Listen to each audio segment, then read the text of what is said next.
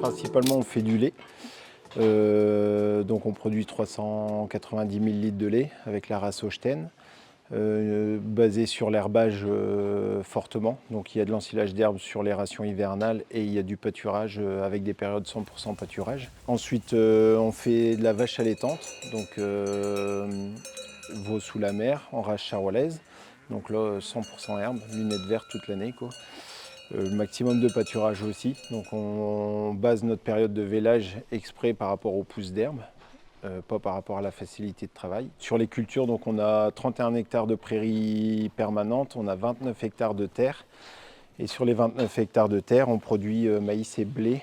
Et sur 2 hectares 60 des légumineuses, quoi. Donc raies, trèfle, luzerne, selon les années. Suite à quand même pas mal de soucis de santé et d'usure psychologique à force de combattre, on va arrêter les vaches laitières. Donc c'est le dernier hiver où on fait véler les genisses et vaches. Et la transition vache allaitante est déjà faite. Donc on est déjà à l'effectif maximum de ce qu'on voulait en charolaise, quoi. Il y a un gros changement. Après, il faut des fois se faire bien confiance et puis oser passer le pas, quoi.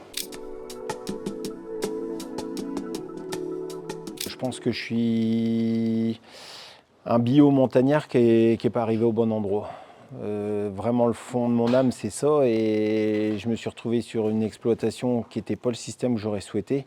Et alors, je me suis installé hors cadre familial. Donc, la pression financière de mon installation a fait que à chaque fois que je voulais dériver, on me disait ouais, mais attention, parce que là, la conversion, vous allez passer au travers. Enfin, et le contact avec Terre Vivante m'a été rassurant, en fait. Donc, j'étais à une période où je me suis renfermé.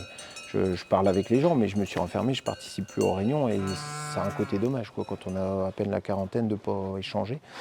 Et puis, tout doucement, ça a été rassurant pour moi parce que j'avais des réponses, je ne sentais pas de jugement. Avec Nicolas, ça a été, allez, on va déjà commencer par ça. Et puis 6 mois après, tiens, on peut faire ça. Puis après, il y a eu des intercultures différentes. Et tout doucement, ça s'est mis en place comme ça, quoi. Par exemple, au semis de maïs, on avait des terres qui s'étaient travaillées très très bien.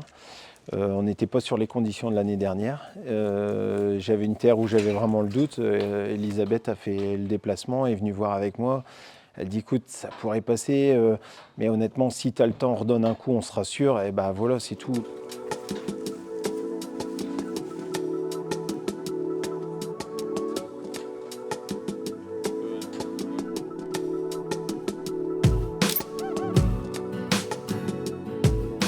Je pense que visuellement, quand on regarde les graphiques, on peut tout de suite voir les zones où, tiens, là, on n'a peut-être pas assez été creusé, peut-être pas assez développé, ou des fois, on est juste choqué, pourquoi là, moi, je suis sur 1 et pas sur 5, et c'est des choses où, non, toi, comme tu as 12 hectares, tu peux pas avoir 14 cultures sur 12 hectares, et donc, forcément, tu seras toujours plus proche du 1 que du 5, quoi.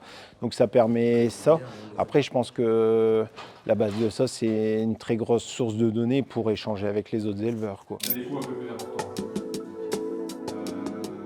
Le groupe permet de peut-être bousculer, échanger. Alors je dis bousculer dans le sens où des fois on va aller chez quelqu'un qui est déjà beaucoup plus loin et ça va nous dire allez, accélère, quoi, bon sang, n'aie pas peur, il y en a qui l'ont fait ou voilà. Et l'individuel permet de dire bon, chez toi, si on reprend ce que tu avais vu et ce que tu veux faire, chez toi, il faudrait qu'on démarre par ça et faire comme ça. Donc ça épaule. Ça retire une pression.